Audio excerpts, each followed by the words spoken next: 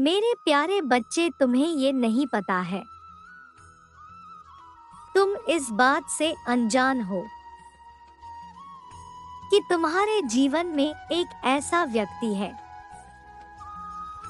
जो तुमसे बहुत जलता है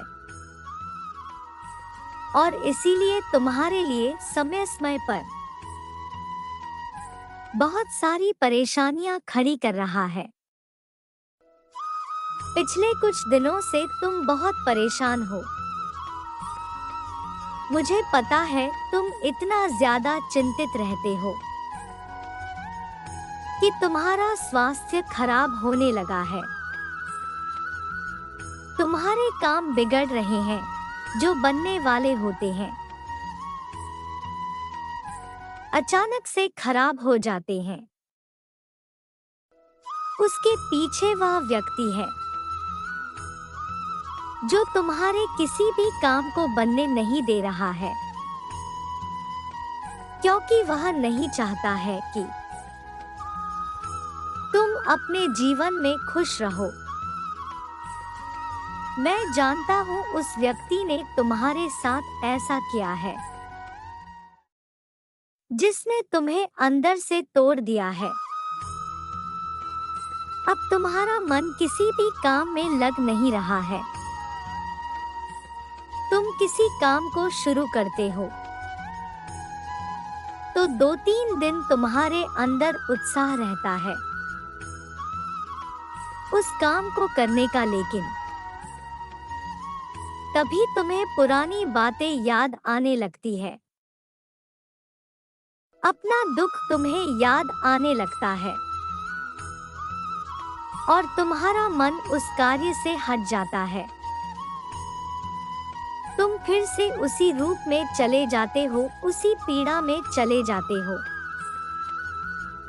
मैं जानता हूँ मेरे बच्चे, तुम्हारे आसपास कुछ अच्छा होता है जो तुम्हें खुशी होती है, किंतु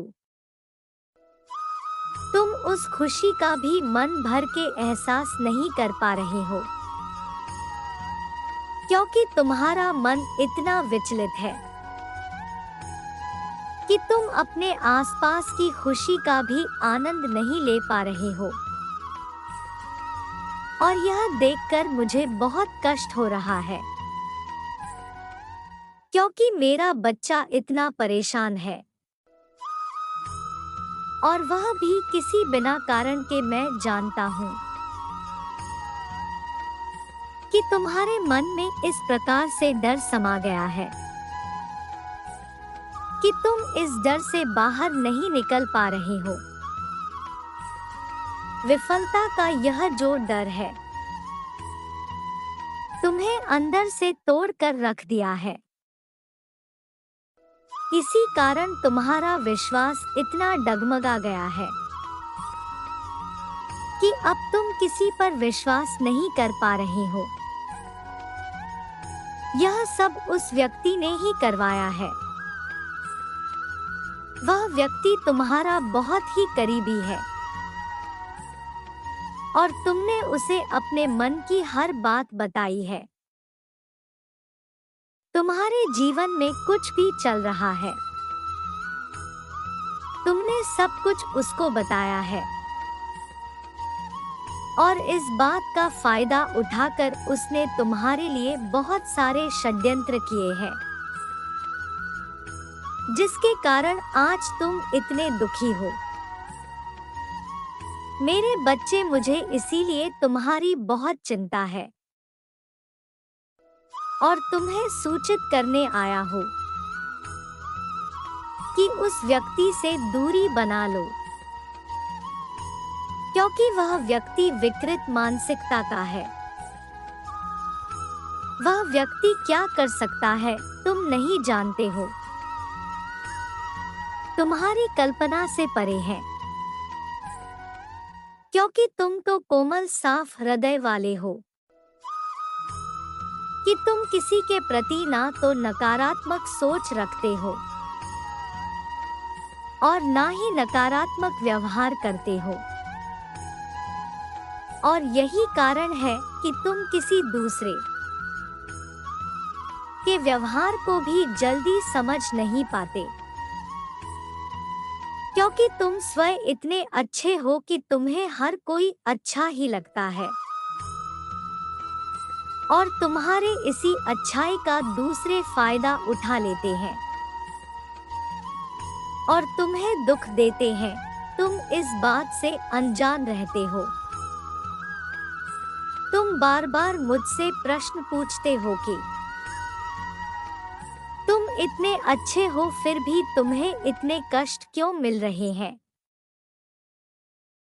तो इन सब का कारण यही है मेरे बच्चे कि तुम इतने भोले हो, नादान हो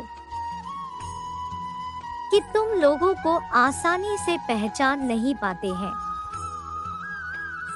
और उनमें आसानी से फंस जाते हो। लेकिन मेरे बच्चे, अब कोई तुम्हें दुख नहीं दे पाएगा, क्योंकि मैं जा रहा हूँ उस व्यक्ति को दंड देने जो व्यक्ति तुम्हें दुख देखकर इतना प्रसन्न है, इतने चैन से अपने जीवन में हंसी खुशी घूम रहा है, और तुम यहाँ जिसकी कोई गलती नहीं है, वह परेशान है, पीड़ा में है। मेरे बच्चे, मेरे होते हुए तुम्हें किसी बात की चिंता करने की आवश्यकता नहीं है। तुम्हारे पिता तो तुम्हारे साथ है, तुम्हारे शत्रु को दंड देने के लिए, तुम्हारा ख्याल रखने के लिए। अब वह छटपटाएगा इस बात के लिए कि उसने तुम्हारे साथ ऐसा क्यों किया, और वह आएगा तुमसे माफी मांगने के लिए। हाँ मेरे बच्चे, तुम खुद को अकेला मत समझो, मुझे पता है तुम्हारे अपनों ने तुम्हारा साथ नहीं दिया, उन्होंने तुम्हारा साथ छोड़ दिया। तुम्हें जिन पर सबसे ज्यादा भरोसा किया था, जिनके लिए तुम जी रहे थे, आज वह तुमसे दूर हो गए हैं और इसीलिए तुम्हें ऐसा लगने लगा है कि इस दुनिया में कोई भी तुम्हारा नहीं है।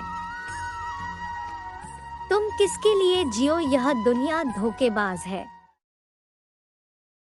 यहाँ सब सिर्फ धोखा देते हैं, सब मतलबी है। मेरे बच्चे, जीवन में ऐसा समय आता है जब हमें ऐसा लगने लगता है, और वही तो हमारी परीक्षा का समय होता है। जीवन में हमेशा खुशियां नहीं मिलती। खुशियों को प्राप्त करने के लिए कई बार कठिन समय से गुजरना पड़ता है। तुम खुद को कमजोर मत समझो, क्योंकि मैं तुम्हारे साथ हूँ, तुम्हारे शत्रुओं का नाश करने के लिए, तुम्हें शक्ति देने के लिए कि तुम जीवन के कठिन से कठिन परेशानियों को भी पार कर सकते हो। मैं जानता हूँ कि तुम उन लोगों से बहुत परेशान हो चुके हो, लेकिन अब समय आ गया है कि उनकी दुष्टता का दंड दिया जाए। वह जो बुरे कर्म इतने दिनों से कर रहे हैं, उसके लिए उन्हें दंड मिलना बहुत ही आवश्यक है, क्योंकि दिन प्रतिदिन उनकी दुष्टता बढ़ती जा रही है।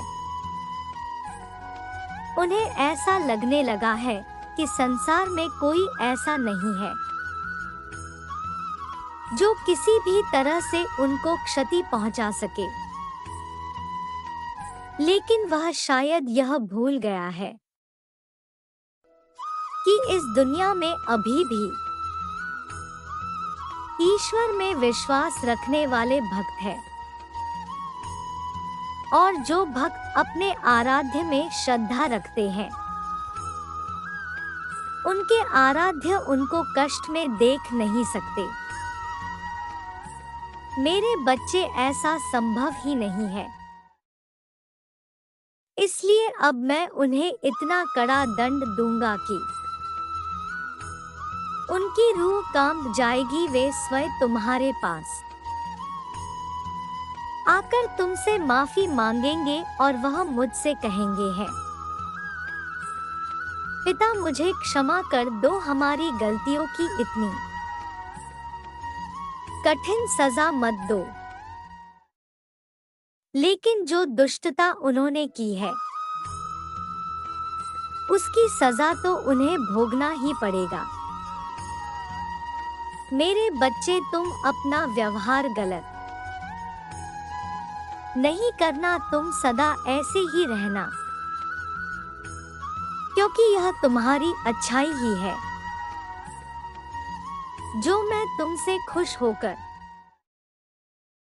तुम्हारी प्रार्थना को सुनने जा रहा हूँ। बुरे व्यक्ति को उसकी बुराई का फल अवश्य मिलता है।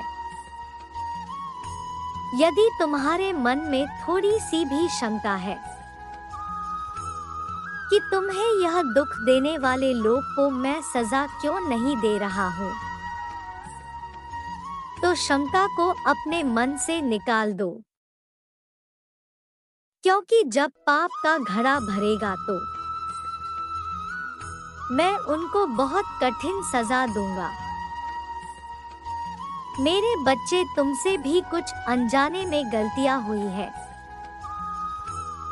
और यही कारण है कि आज तुम्हें यह दुख देखना पड़ रहा है।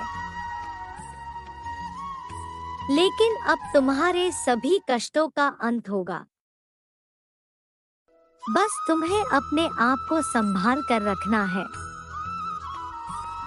खुद को मजबूत बनाकर रखना है, ऐसे ही आगे बढ़ते रहना है। और जब तुम अपने शत्रुओं के सामने डटकर खड़े रहोगे, मजबूत बनकर उनके सामने खड़े रहोगे, तो वैसे भी वो विफल हो जाएंगे। खुद को कमजोर मत पड़ने देना। उठो मेरे बच्चे, मजबूत बनो, परमेश्वर की शक्ति तुम्हारे साथ है। तुम्हारा कोई भी कुछ नहीं बिगाड़ सकता। मैं आज वचन देता हूँ, शीघ्र तुम्हारे शत्रुओं का नष्ट होने वाला है, उनको दंड मिलने वाला है। तुमको इसकी बात की चिंता करने की आवश्यकता नहीं है। तुम अपने मन को शांत करो, तुम्हारा कल्याण हो। मेरे बच्चे, खुश रहो।